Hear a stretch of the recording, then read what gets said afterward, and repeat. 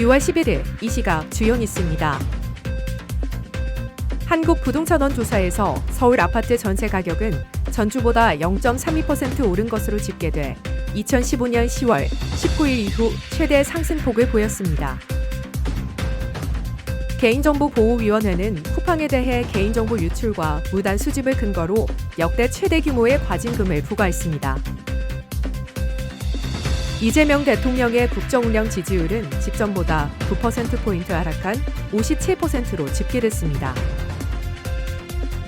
금융감독원은 증권사들에게 자체 점검 강화를 주문하며 무책임한 영업에 대해 엄정 대응하겠다고 경고했습니다.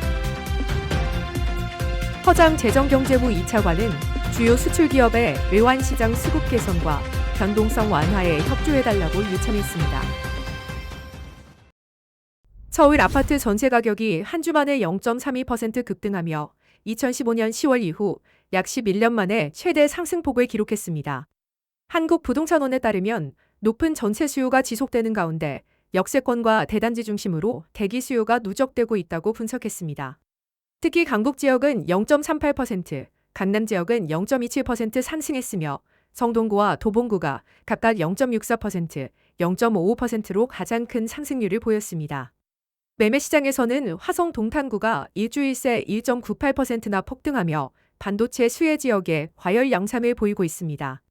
성남 분당구와 중원구도 각각 0.62%, 0.48% 상승했습니다.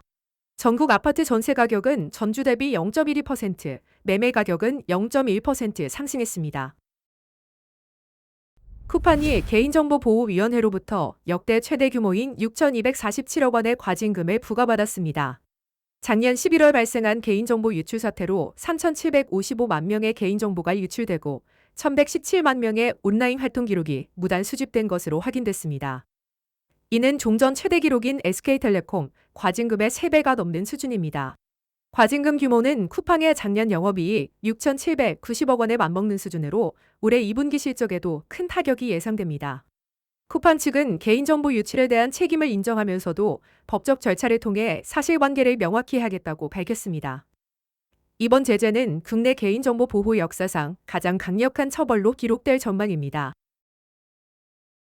이재명 대통령의 국정운영 지지율이 급격히 하락했습니다. 전국 지표조사에 따르면 이 대통령의 지지율은 3주 전보다 9%포인트 떨어진 57%를 기록했습니다. 이는 지난 1월 이후 약 5개월 만에 50%대로 내려간 것입니다. 부정평가는 9%포인트 증가한 33%로 나타났습니다. 정당 지지도에서는 더불어민주당이 41%로 4%포인트 하락했고 국민의힘은 25%로 5%포인트 상승했습니다.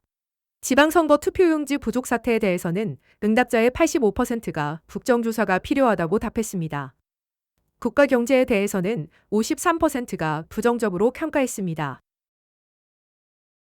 국내외 주식과 외환 시장의 변동성이 커지자 금융감독원이 움직였습니다. 금감원은 11일 주요 증권회사 12곳을 소집해 내부감사 간담회를 개최했습니다. 서재원 금융투자부문 부원장보는 투자 수익만을 강조하며 고위험 투자를 광고 권유하는 무책임한 영업 행태에 대해서는 엄정 대응이 반드시 뿌리 뽑겠다고 강력히 경고했습니다. 특히 해외 투자 마케팅 과열로 개인 투자자들이 과도한 한위험에 노출되지 않도록 주의하라고 당부했습니다. 토스증권, 카카오페이증권 등 빅테크 증권사들도 이번 간담회에 참석했습니다.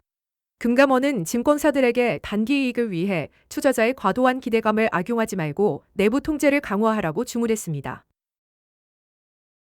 허장 재정경제부 2차관이 삼성전자, SK하이닉스, 현대기아차 등 주요 수출 기업들과 긴급 간담회를 가졌습니다. 중동 리스크와 외국인 투자자 비중 조정으로 최근 외환시장 변동성이 크게 확대된 상황입니다. 허 차관은 수출 기업들에게 외환시장 수급 개선과 변동성 완화에 적극 협력해달라고 요청했습니다. 고환율이 지속되면 기업과 가계부담이 커지고 내수 회복에도 악영향을 미칠 수 있다고 경고했습니다. 참석 기업들은 수출 대금 즉시 환전과 해외 유보자금 국내 유입 확대 등에 적극 협조하겠다고 밝혔습니다. 정부는 수입보험 확대 등을 통해 고환율 피해 기업 지원을 강화할 계획입니다. 민관 협력을 통한 외환시장 안정화가 주목받고 있습니다. 호텔 신라가 인천국제공항공사를 상대로 1,000억 원대 규모의 부당이득 반환 소송을 제기했습니다. 신라면세점은 2023년 인천공항 DF1 구역사업권을 확보했지만 코로나19 이후 면세업계 부진으로 임대료 40% 인하를 요구했습니다.